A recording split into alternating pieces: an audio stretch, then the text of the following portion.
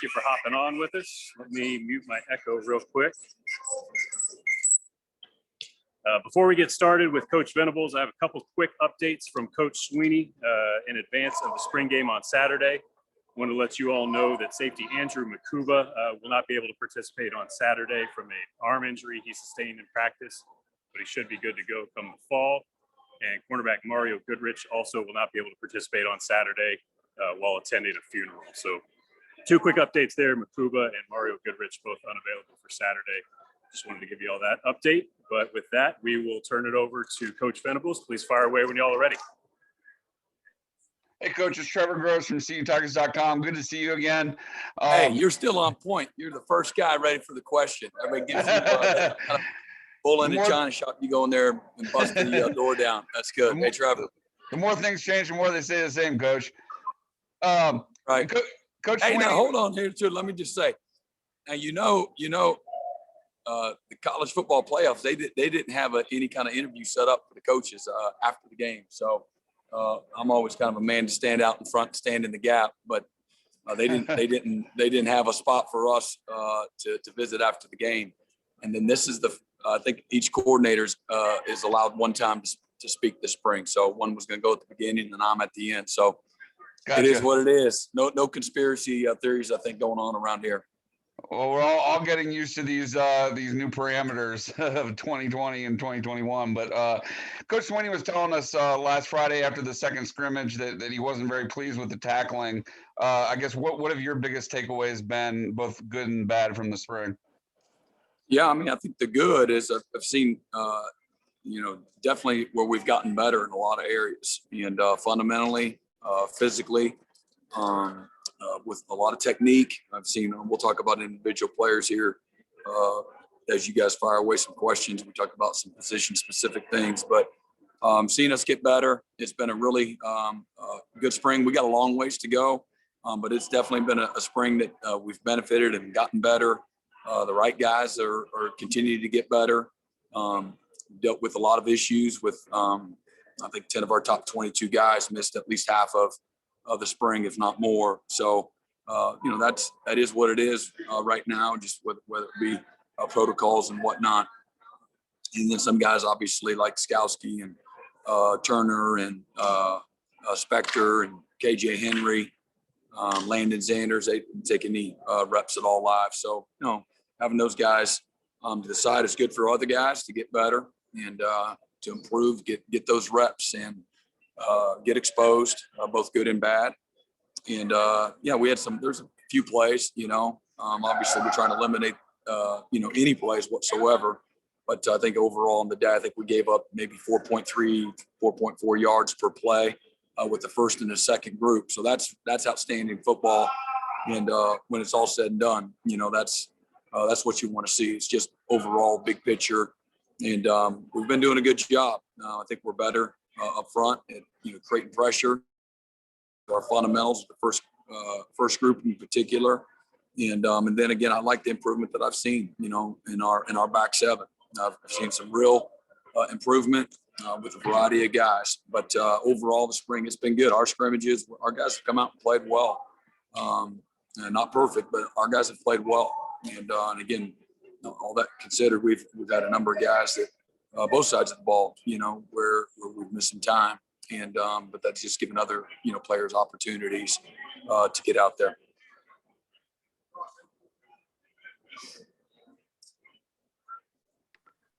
Brent, this is Matt. When you go back and watch the Ohio State game, as you mentioned, we haven't talked to you since then. Just what were some of your takeaways? Where did you feel like things went wrong?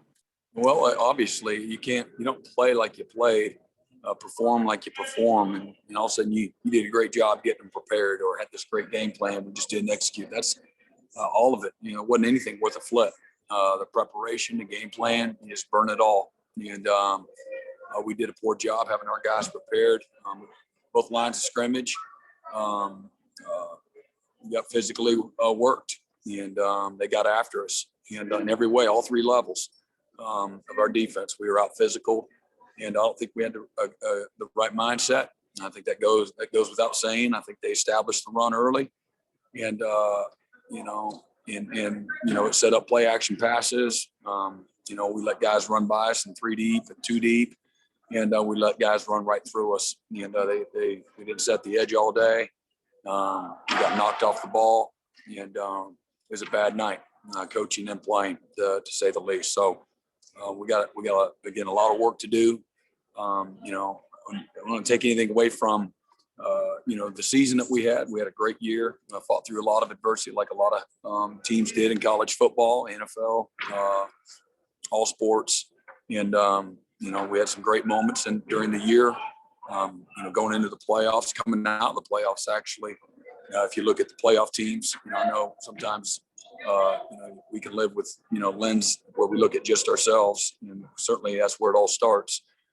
But if you look at us compared to the other 4 playoff teams, I think those 4 playoff teams were number 1 in defense in all the statistical categories in 15 of 26 categories, whether that's total defense, pass defense, rush defense, sacks, tackle for loss, third down defense, all those. There's a lot that is positive. Certainly we had an excellent year and a terrible ending, and a lot to learn from. It's a humbling experience and a lot of self-evaluation, and again, where we got to get better. And I think the most important thing that we do in the out of season, and what we've tried to emphasize during spring ball, and certainly will as we finish up and get into the summer, is improving our physicality and at all 3 levels. And we had 9 new starters this year. Sometimes young guys play a little bit more on their heels at times, and because they hadn't been there, done that. So that's part of it, that growth and that maturation. I think we at different times had a bunch of not only first year starters, but first year guys, that just got to college, and for all they went through too, I thought they did, remarkably well. But plenty of things from a fundamental, physicality, strength standpoint, and we've got to be able to improve our ability to dominate. We've got to stop the run. Overall in the year, I think we gave up just barely over 3 yards a carry, which is excellent. But we didn't show, against Ohio State. They gave it to us, and so we got to live with that and learn from that. But I think improving our run fundamentals is where it all starts. And I think we're going to be stronger up the middle of our defense this year. I've seen that improvement. Probably the most improvement I've seen of any 2 guys on our defense is Tyler Davis and Brian Brzee. They've had terrific springs, and if we're going to be, what we all hope that we can be going into next year, man, that's where it's all going to start is with those guys. But again, overall, just a humbling experience. Again, we didn't coach them worth a dang. Certainly didn't play well in any way, shape, or form, and just did a poor job getting them ready for it. It's unfortunate. Brent, this is Grace from The Athletic. You mentioned getting where you want to go. When you look at the big picture these last 2 years, obviously LSU in 2019 had Joe Burrow, but are there any common themes in that national championship game and in the Sugar Bowl that you picked up on once you went back and looked at them? Well, I thought obviously in the 3rd quarter against Ohio State, as terrible as we played, well, it's a 1-score game. We got a chance to get off the field, and on 3rd and extra long, we let them dump it out in the flat, and we look like the Keystone Cops out there tackling. Just a poor job of just fundamental football, and any chance that we had, we lost it there. I believe, but overall, they to me, we showed up with a completely different mindset. Total different feeling from the LSU game and the Ohio State game. Both of them are losses, yeah, but there's always a story within the story. You can't just paint them all with a broad brush, win or lose. It doesn't work like that. And the LSU game, I know the total yards and all that. People sometimes look at that, but we came out and just a much different mindset. And but we didn't play great, and help each other. But we got after them early in the game, created a lot of field position, and we've been really good in that situation as a football team, and we didn't take advantage of short fields against LSU, and we got after them on 3rd down and really did some really good things. Had a poor 6 or 7 minutes in the second quarter, came right back in the third quarter, came back out and started playing well. And we lost Skowski, and it was tough, losing our leader after that. But we played in a lot of ways. We played really well. Some things we didn't do well. But the biggest thing, I don't think we complimented each other. I think we're 111 on third down on offense. And you from a complimentary football standpoint, you're not going to win many games doing that. So especially with a team like that, that's going to force you to play with great precision, all the time. So a lot of things that were different. And again, a different group of guys. We lost five of the 7 guys in our back 7 after that 19 years. So this is the first year for a lot of guys, and again, just different. Our whole team's built differently. I don't just ball them up all together, just like I don't ball up all the wins. You don't ball up the 16 and the 18 teams together, and all of a sudden we had an aberration in 17. Every year's different, and you learn from winning, you learn from losing, and I think losers are going to point to everybody else, and I think winners are going to always self-evaluate whether you've been excellent. I think that you always keep your guard up, you stay hungry, you stay forward thinking, always evolving. Nothing ever stays the same, and so every year you get a new a group of players, and you figure out their strengths and their weaknesses and areas that you got to get better. And sometimes every year you're built just a little bit different, and what those strengths and those weaknesses are. So, other than them being losses, and I really felt like against LSU, I thought that we were good enough to beat them. And on that night, I really felt like we were good enough to beat them on that night. And against Ohio State, there wasn't nothing worth a dang. Coach, how surprised were you about Mike Jones leaving? And I guess on Saturday we'll see Trenton Simpson and Malcolm Green at that nickel position. You said Mario will be out Saturday, but how have those guys been doing at the nickel position? Yeah, those guys again are who? Trenton and who? Malcolm Green and Mario. Yeah, I think Coach said a while back, Malcolm Green he only practiced a couple of days, and he's been out most of the spring. He had a shoulder labrum surgery. So Trenton and Tyler, and then Mario, we're a little thin at corner. So Mario has been cross-training some there at the nickel as well. And then Mickens is cross-training as well.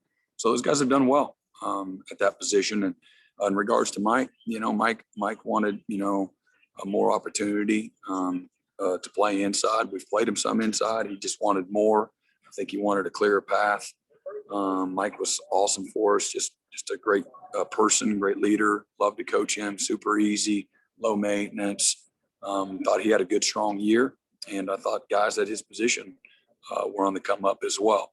And so there's only so many reps to go in a game. But I do think he wanted transitionally to maybe play a little bit more inside linebacker, and we certainly offered him that opportunity. But we wish him well. Mike was he really has nothing to be ashamed of, and certainly we're very thankful for the time that he was here, and he did a great job for us. Hey Brent, this is Anna with Clemson 24/7. How have the safeties performed this spring in your eyes, especially with, I guess, some of those backups last year getting more reps with Landon out? Yeah, so Landon in, and again, look at Nolan Turner. I think trying to look at his numbers for the spring, he's just barely over 100 snaps of good on good, no live reps, just over 100 snaps. So again, Xanders has obviously been out, and then Makuba just got hurt. So again, Phillips missed some time. So we've had Charleston and, Ray and RJ and then Tyler. And then we've got a good group of some walk-on guys. That's who's been out at safety in our scrimmage work. So we're pretty thin there right now, especially after we lost Makuba. But they've done well, working on getting them stronger, and more physical and work on just a lot of the fundamental, their coverage work and all that. I thought it's been a really good spring for those guys. They've made a lot of improvement. A guy like Mickens, after the season, and so he's starting to learn more about the defense, and so he can help in hopefully other ways. And then just working on their bodies and again their knowledge base and their fundamentals, things like that. With those other group of guys, they've done well. Is Makuba someone you expect? I guess the injury just happened, but is he someone you expect to get back this summer? Yeah, he'll be back. I think he did what maybe Jake did, hurt his arm there. And so he'll be out maybe 4 to 6 weeks. He's having surgery here this week. And so definitely, and he had an excellent spring. He's had an excellent spring. And he really came in and loved his instincts, his poise, very calm. He's a really good tackler, can really cover.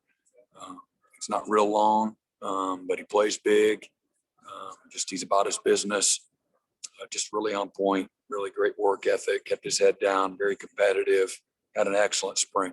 And so we're really thrilled with, again, when you have that kind of a surprise, so to speak, where you maybe exceeds your expectations of what you hoped.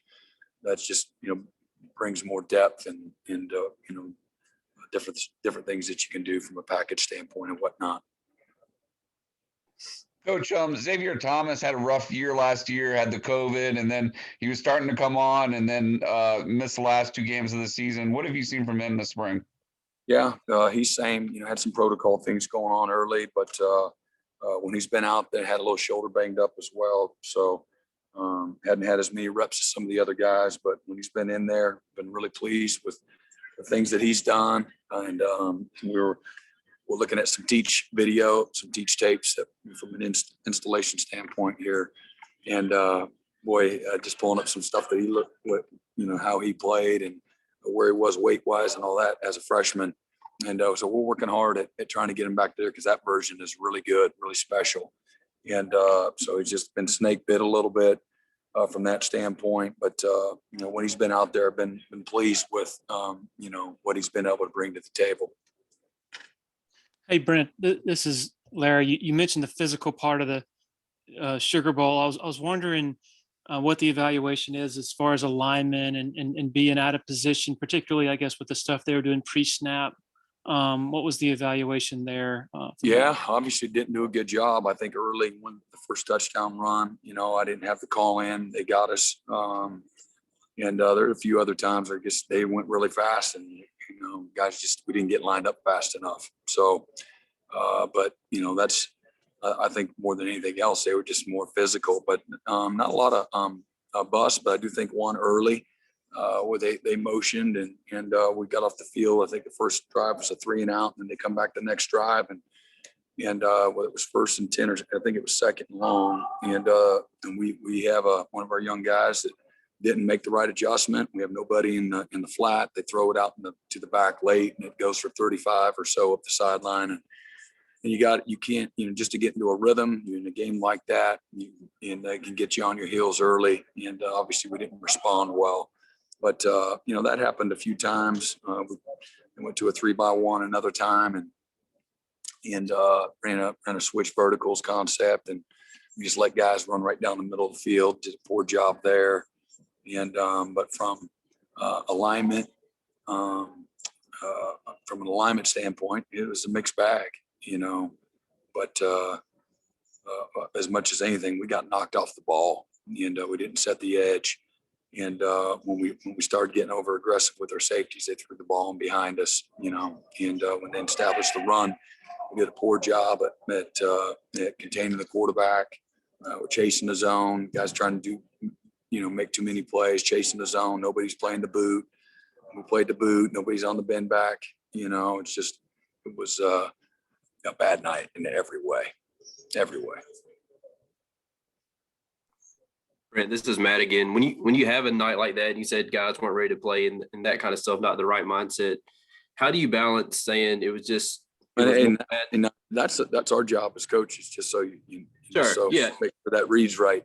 Right. No, I responsibility. understand what you're saying. Right. Yeah, I was just saying, how do you balance saying we need to look at some things and change some things, or do we need to look at how we're getting guys ready or that kind of stuff with, well, it was one game and we have a long track record of success? Yeah, I mean, I think, yeah, you got to be realistic. So, I mean, how do you balance it? I mean, you look at what the things that the variables of the things that took place that you can control, and what would you change? And then you go about fixing them, whether that's personnel, whether that's how you adjust, certainly whether you have the right mindset, how can we be more efficient, things of that nature, but we got to do the fundamental things right too, like leveraging the ball, fitting the gaps, tackling with the right techniques, staying on top of routes in 3 deep or 2 deep, things of that nature. Coach, how much of a blessing is it getting a guy like Skowski back for a 6th year? You mentioned him going out, being ejected of both of your last 2 playoff losses, but we know how valuable a player he is on the field, but also his leadership off the field. Yeah, I mean, again, just he's the model of consistency. So whether he's supposed to be in the A gap or be in the strong hook or blitz tight with timing and precision and violence, I mean, just all of them. It's a big deal. He's a quarterback of our defense, and not only that, he's played at an incredibly high level for such a long time. So when you lose that component, the next guy is the next guy for a reason. I know some people might argue, "Oh, the young guys, them young guys ain't better than that guy."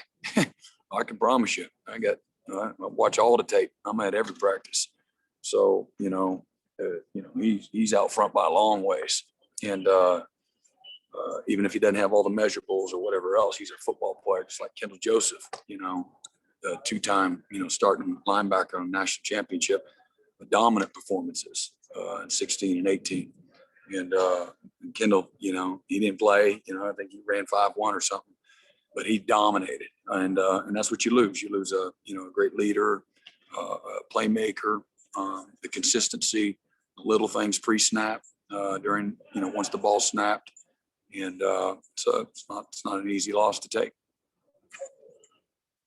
Brent, you mentioned Tyler Davis. Is his improvement just a product mostly of him just being fully healthy, perhaps? Well, so yeah, I mean, that's a good point. He got hurt early last year, came back, got hurt in practice again, and wasn't the same. And then the others is, Tyler's he's still a young player. So really worked, Coach Bates did a great job of finding ways to get him better, and obviously identifying those things where we got to play quicker, we got to be more disruptive, we got to play more vertical, we got to play more violent, we got to improve our pass rush, we got to win more one-on-ones, and he's put together a great plan to get those guys better. And Tyler is really, man, he and Brian have really made great improvement. Brian was a tremendous talent, and at times really flashed and was really special. And then other times, I'd be the first to tell you, got humbled and took it on the chin, like all young players. He's at one of the toughest positions for a young player to play at, on the interior defensive line, and I thought he had a great year. But those guys together, again, particularly Tyler, you asked about, and he's, again, in the Ohio State game where we got knocked off the ball, everybody did, and we got all knocked, on our butts, all night long, and so, that's been a, real focus, for Tyler. If we're going to be again good, let alone great, we got to play great, in the middle of your defense, and it starts up front. So. Real proud of the work that he's put in, and again, the self-awareness where he's got to get better, and he's put his hard hat on and went to work every day going after it. Coach, I'd like to get your thoughts on Jeremiah Trotter. I'm sure he still has a ways to go as a freshman, but is he perhaps the most ready-made linebacker that you coached at Clemson?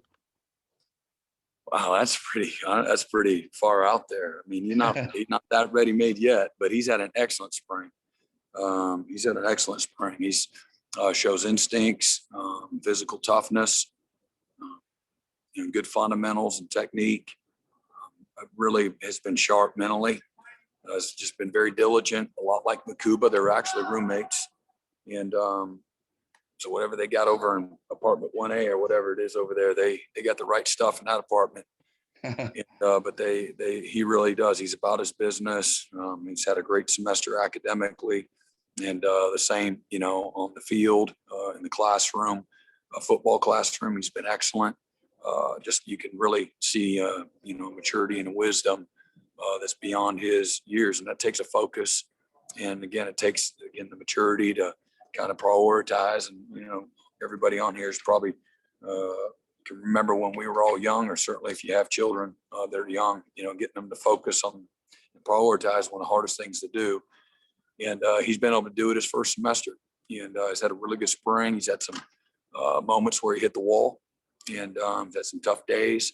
And his grades overall, nothing to write home about, but his production has been really good. So when he gets some things cleaned up, and as he continues to get his opportunities, man, I think he's got a great future. He's got the right stuff, to him, and all the intangibles. But he's also gifted from an instinctual standpoint, a blitzing, and a physicality standpoint. Not real big yet, and so that'll be a focal point, going into the summer without putting on too much weight too soon. There's always that fine line. You want to carry it well.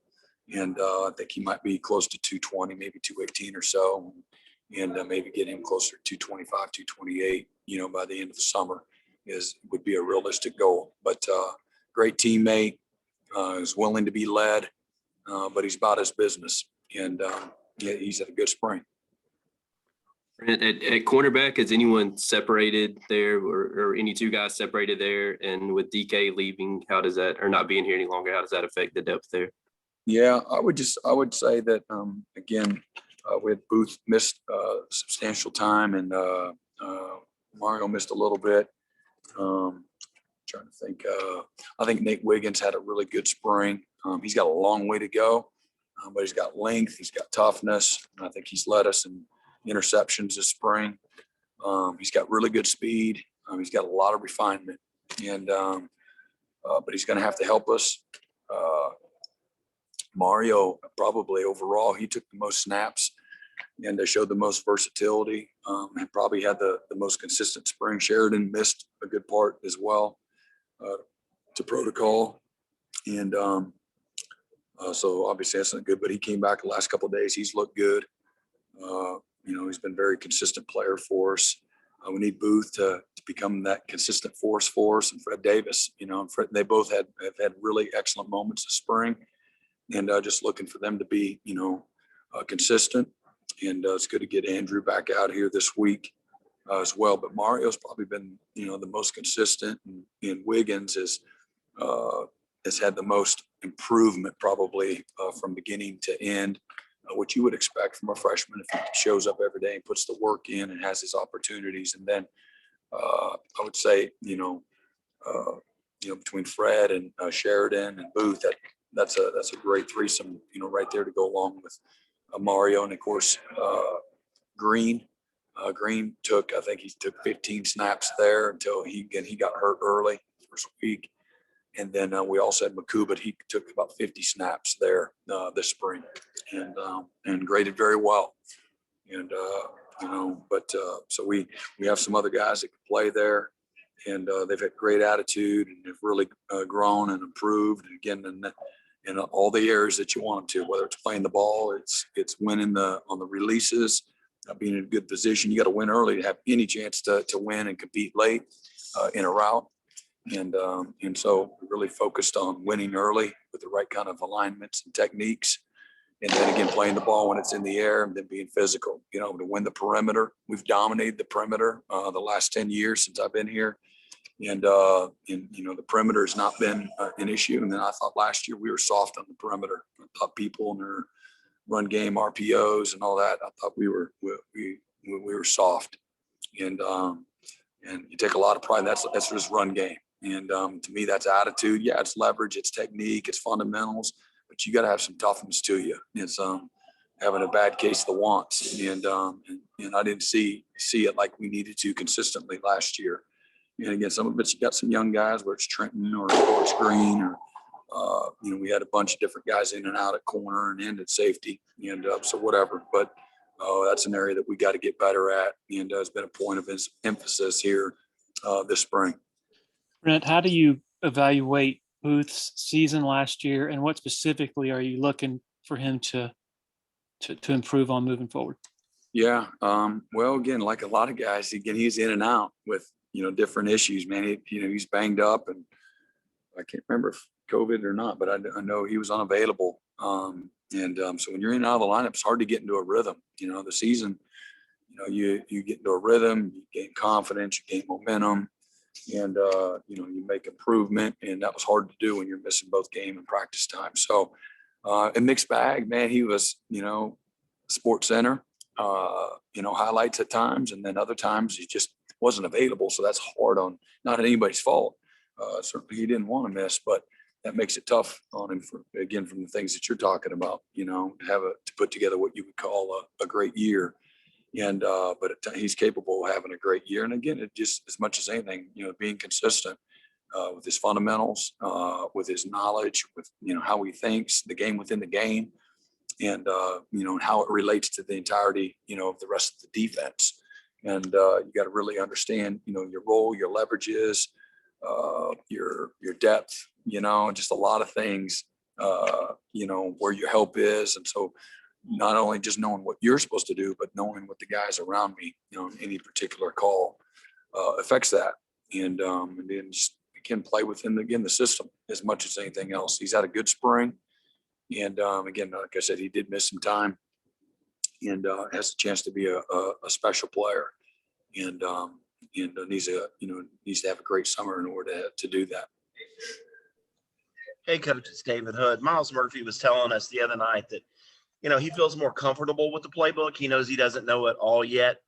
Can you see some added maturity with him and Maskell and Breesy and Tyler Davis and tell that these guys have now played games, they've played snaps? No doubt. Yeah, they're, again, I'm always, me, I just always believe you got to go out and prove it. I've seen the improvement that we hoped.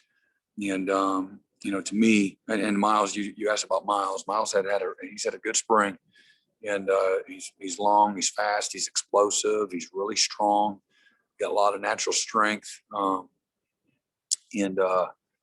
had an excellent year last year.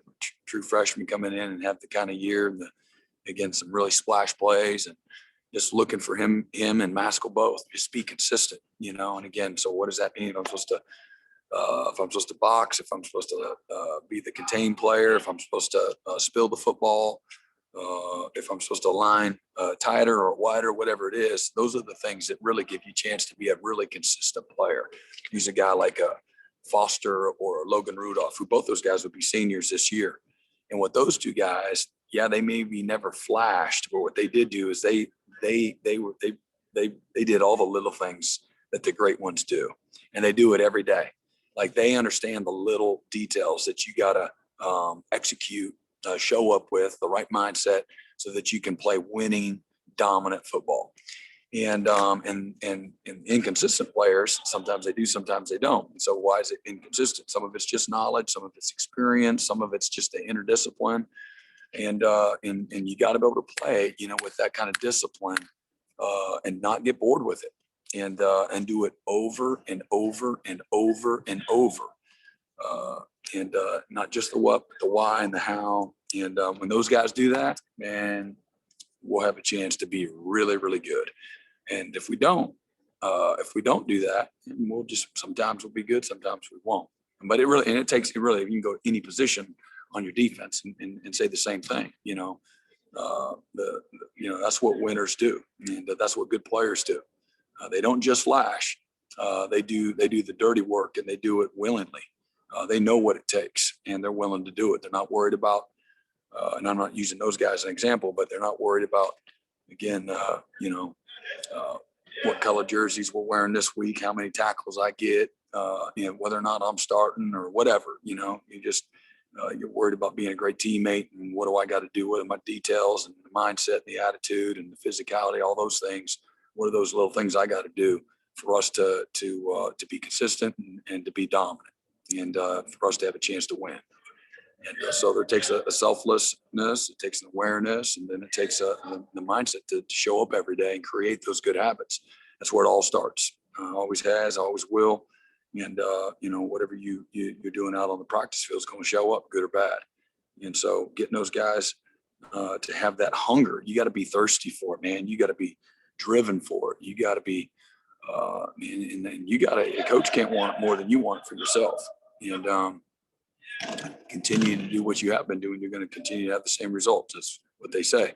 So, some guys, that their processes, whether it's their preparation during the week or their preparation in summer, or certainly how they go day by day in getting ready for practice, installations, things of that nature. We got to always do a good job of checking those processes too, so that we can help those guys grow through some of those, learning pains and what have you. But Miles has a good spring. Justin's had a good spring. We need, the biggest thing is for our group of defensive linemen, from a physicality standpoint, and then just winning more one-on-ones. And we generate, I think we led the nation in sacks again. We led the nation in tackles for loss. Again, we're the number one defense in 15 out of 26 categories of all the playoff teams. I just got my notes here. Yards per play, we were number one. Scoring defense, I think we were third.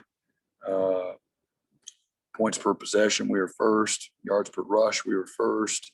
Pass defense, believe it or not, we were first. Completion percentage, we were first.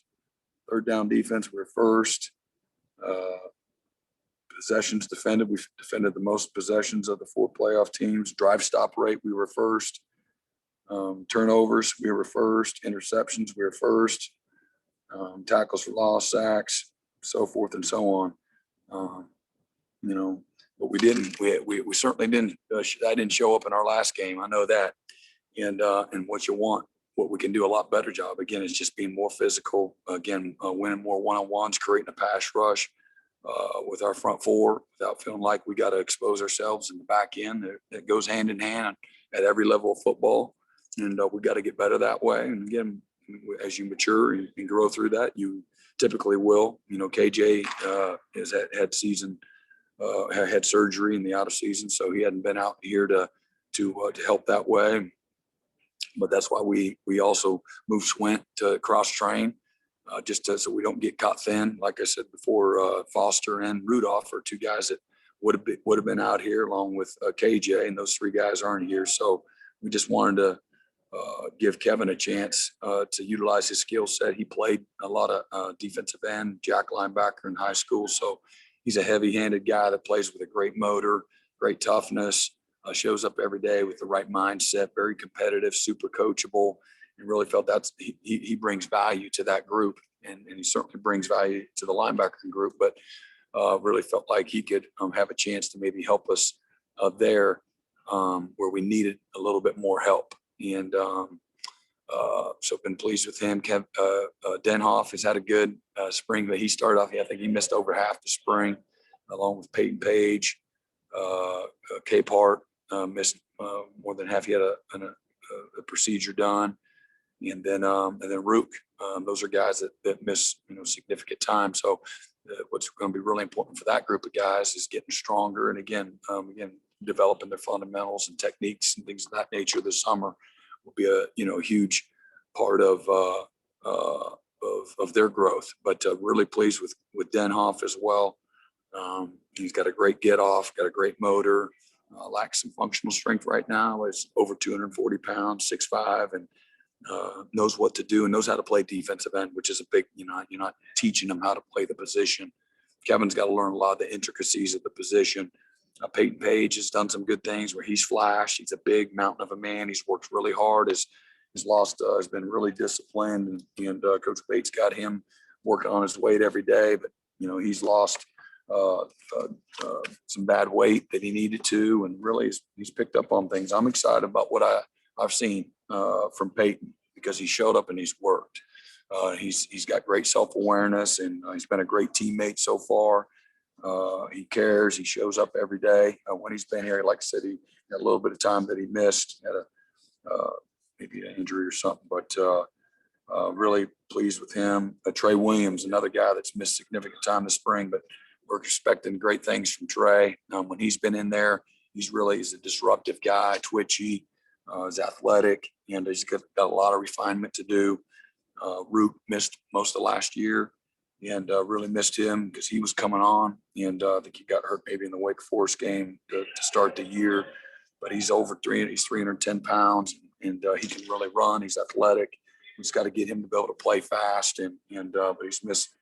He had the fewest amount of snaps next to Capehart this spring, just with different issues and whatnot. But looking at the D tackles, he had 25 sacks here this spring, and then I'm sorry, there's the defensive ends, and we had 21 inside and 25 outside sacks. So that's, some of it's pressure generated, and some of it's not.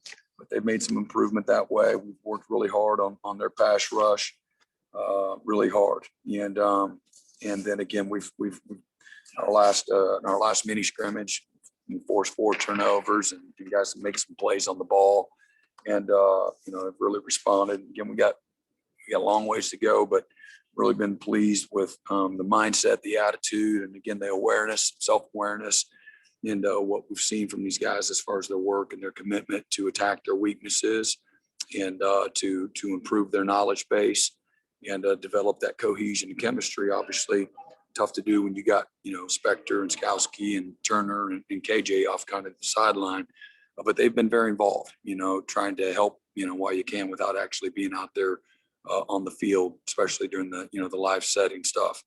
So, but we got, when you put it all together, obviously Saturday, we won't be all together. We'll be in split teams and pretty thin on both sides of the ball from that standpoint. And so it'll look nothing like it will in the fall, but it'll give a lot of guys a chance to play and go compete and have some fun, just looking for guys to play with passion and play with the physical toughness. And something that we've always, taken a lot of pride in around here is just, how we play. And so, again, that means with discipline, that means with toughness, that means with passion, that means with effort. And when you're not,